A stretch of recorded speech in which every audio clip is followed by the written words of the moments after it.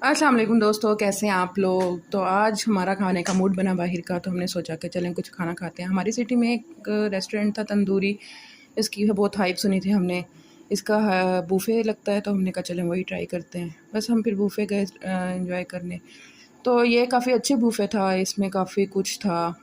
आप ये देख सकते हैं, मैंने एक एक चीज़ की वीडियो बनाई। इसमें पास्ता था, इसमें चाउमीन था, नाश्ते में थे हलवा पूरी थी, चने थे, सैंडविच थे, फ़िश थी, समोसे थे, काफ़ी कुछ था।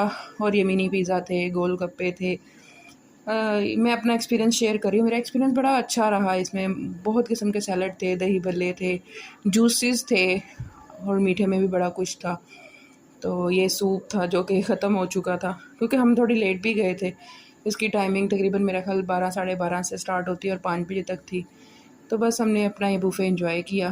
तो मैंने कहा चलें अपना एक्सपीरियंस आपके साथ भी शेयर करती हूँ, जो कि बहुत अच्छा रहा। अपना ख्याल रखिएगा, दुआ में याद रखिएगा। अल्लाह हाफ़िज़।